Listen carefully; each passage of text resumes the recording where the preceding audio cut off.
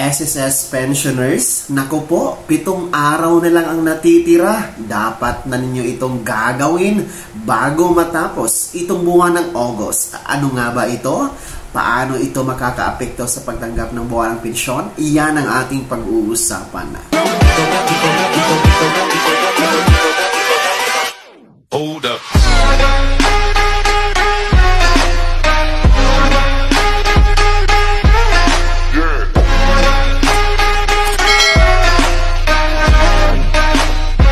Hello mga ka-vlogs! Welcome dito sa aking YouTube channel. Magandang araw po sa lahat ng mga manonood. Saan po kayong dako sa mundo? Kumusta mga ka-vlogs?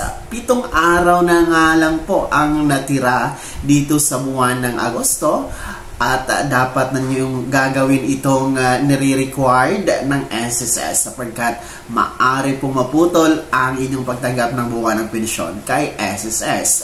Ano nga ba ito? Pag-uusapan natin yan mamaya-maya lang. Pero bago ang lahat, kung bago ka pa lang dito sa aking YouTube channel o di kaya hindi ka pa nakasubscribe, abay click nyo na ang ating subscribe button na nasa baba. Huwag nyo kaligtaan na i-turn on ang notification bell. Ilagay nyo po sa all para updated kayo sa lahat ng mga videos na i-upload ko. So ito na nga mga ka-vlogs, mga SSS pensioners, 7 araw na nga lang po ang nalalabi, natitira. Bago matapos itong buwan ng Agosto, dapat na nyo itong gagawin. Ito ang SSS Annual Confirmation of Pensioners or SSS ACOP. Tinatawagan nga po ng SSS, maging dito sa ating YouTube channel, ang lahat ng mga SSS pensioners na meron pong buwan ng kapanganakan. Merong birth month ng buwan ng Agosto, abay required po kayo mag-comply ng inyong SSS ACOP bago matapos ang buwan na ito, August mga ka-vlogs. Kung makikita nyo po sa inyong kalendaryo, meron na lang po tayong nalalabi, natitira na 7 araw mula ngayon mga ka-vlogs sapagkat ang August 19 ay ito po ay diniklarang Quezon Day, no? Para po ito sa mga taga Quezon Province, Quezon City, no? Na may kinalaman po sa former Manuel L. Quezon na mga lugar. Ayan, diniklara po na Quezon Day. So non-special working holiday po yung 19. Then pagdating naman po sa 23 is ito po yung Ninoy Aquino Day mga ka-vlogs sapagkat ang original talaga nito ay 21 pero nilipat po ng Malacanang, no, as per executive order na pinirmahan ng Pangulong Marcos. Nilipat po ang Ninoy Aquino Day ng 23, araw ng Biyernes. At pagdating naman po sa Lunes, August 26 ay National Heroes Day din po mga ka-vlogs. Regular holiday po yan. So kung susumahin natin ang mga nalalabing working day ng SSS para ngayong buwan ng Agosto, meron na lamang pong 7 araw na natitira. So itong 7 araw na to, ito na lang po ang natitirang araw para i-comply nyo po ang inyong SSS Annual Confirmation of Pensioners or SSS ACO para sa merong birth month, no? Merong buwan ng kapanganakan ng Agosto. Ito po ay nakabase sa SSS Circular Number 2023-013 o yung may titulong Revised Guidelines of SSS Annual Confirmation of Pensioners mga ka-vlogs na nagtatakda or nagre-require sa lahat ng mga SSS pensionado na merong edad 80 years old pataas na mag-comply sa araw ng or sa buwan ng kapanganakan nila, no, yung SSS Annual Confirmation of Pensioners. So required talaga basta 80 years old pataas, nasa abroad ka man or dito ka man sa Pilipinas mga ka-vlogs. Paalala, sa mga dalawang pensyon ang tinatanggap buwan-buwan, yung mga retirement pensioner tapos survivor or death pensioner din po kayo, abay dalawa po na reply form, ACOP reply form ang inyong dapat isumite sa SSS mga ka-vlogs. Para sa mga baguhan, hindi pa alam ano itong SSS AKOP, ito po ay taunang reporting, taunang ulat ng pensyonado kay SSS para malaman or matukoy ng SSS na ang SSS pensioner na tumatanggap ng buwan ng pensyon ay totoo, buhay na buhay, lehitimo na benepisyaryo, lehitimo na pensioner mga ka-vlog. So yun po yung purpose bakit meron tayong SSS Annual Confirmation of Pensioners or SSS AKOP na nakabase nga po sa SSS Circular 2023-013. Well, paano nga ba tayo mag-comply ng ating SSS AKOP? Una, pwede po tayong bumisita sa mga branches ng SSS nationwide mga ka-vlogs. Yes, pwede kayong lumapit, no? Bumisita sa mga pinakamalapit na SSS branch na andyan sa inyong lugar, no? At kumuha kayo ng SSS AKOP form sa gwardiya at fill upan yung mga ka-vlogs, no? Para kayo makapag-comply ng inyong SSS AKOP. Pangalawa po, pwede tayong mag-comply ng SSS AKOP sa pamamagitan ng mga piling bangko, no? Kasi ang SSS meron pong nilabas ng mga selected bank partners kung saan po pwede kayong mag-comply ng SSS AKOP. Gaya ng nasa screen nyo, ayan po ang ating mga selected banks. Kung kliyente kayo ng mga bangkong yan, ay maaari kayong mag-comply dyan ng SSS AKOP.